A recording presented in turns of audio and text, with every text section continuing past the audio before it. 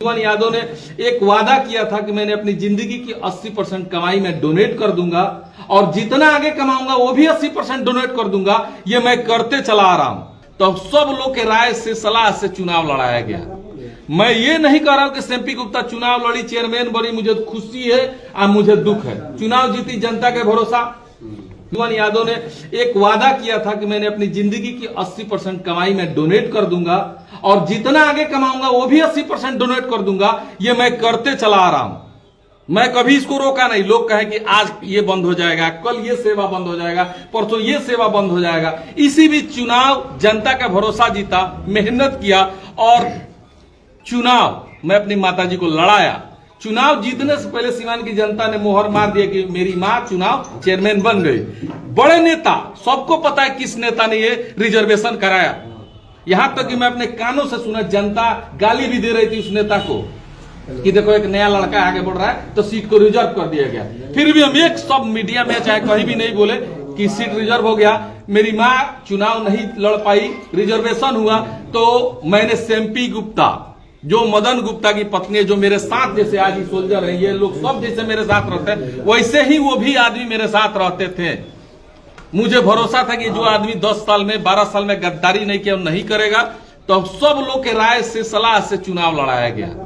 मैं ये नहीं कह रहा हूं कि सेम्पी गुप्ता चुनाव लड़ी, चेयरमैन बनी, मुझे खुशी है और मुझे दुख है। चुनाव जीती जनता के भरोसा। मैंने जीता, जनता ने भरोसा किया, सेम्पी गुप्ता को चुनाव जिताया। मैंने 2 साल में सीवान नगर परिषद में काम भी करके दिखाया। सीवान नगर परिषद की क्षेत्र की जनता को पता है कि 2 साल में मैंने जो किया है वो 20 वर्ष में कोई नहीं कर पाएगा, क्योंकि वहां मेरा लालच नहीं था। जिस दिन मेरे अंदर लालच है तो काम नहीं होता। सेम्पी गुप्ता, मैं आज मीडिया के माध्यम से कहता हूं कि मैंने बोला था कि वैश्य की बहन को, वैश्य की बेटी को बहन राखी बनवाया था। वो आदमी, वो औरत भाई बहन मान के मैंने चुनाव लड़ाया।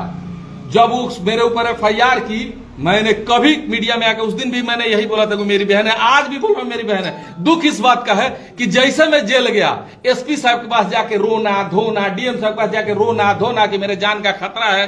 अरे जीवन यादव, जब तुमको बना रहा था तो भी समझ में आ गया था कि ये दुनिया है, उतना मजबूत, इतना पावरफुल पद मिलेगा तो आज नहीं कल तुम गद्दारी करोगे ही। तो हमको कभी पद का लालच था नहीं। हम तो बस ऐसे भी चुनाव लड़ रहे थे, वैसे भी लड़ना था। लेकिन जब वो जाके रोने लगी धोने लगी, प्रशासन के पास इतना ना रोने धोने के मेरे पर जेल पे दबाव बनने लगा, जेल प्रशासन पर दबाव बनने लगा मुझे सीवान से भागलपुर भेजने के लिए। मतलब कि सीवान जेल में मैं ना रहूं। सीवान जेल में रहूंगा तो घर से सामान चला जाएगा, भोजन बन के चला जाएगा। लोकल जिला के लोग हैं, आसपास के लोग हैं, मिलते भिड़ते रहेंगे। तो सीवान जेल से ट्रांसफर करने के लिए दबाव बनाया गया। लेकिन जहां विरोध करने वाले लोग होते हैं वहां पक्ष करने वाले भी लोग होते हैं। जहां बुरे लोग होते हैं वहां अच्छे लोग भी होते हैं। अच्छे लोगों का आशीर्वाद है। लॉ पे मुझे भरोसा था, लॉ ने मेरा साथ दिया और आज मैं आपके सामने 53 दिन में जेल से बाहर हूं। इतने बड़े बड़े केसेस डाले गए, अपहरण, आरामसेट, 307, रंगदारी, मोटरसाइकिल चोरी, एक्साइज का केस, कुछ नहीं मिला तो एक्साइज का केस भी बनाया गया। ढक्कन, खाली बोतल मिलने से भी FIR होता है, मैंने नहीं सुना था, हुआ।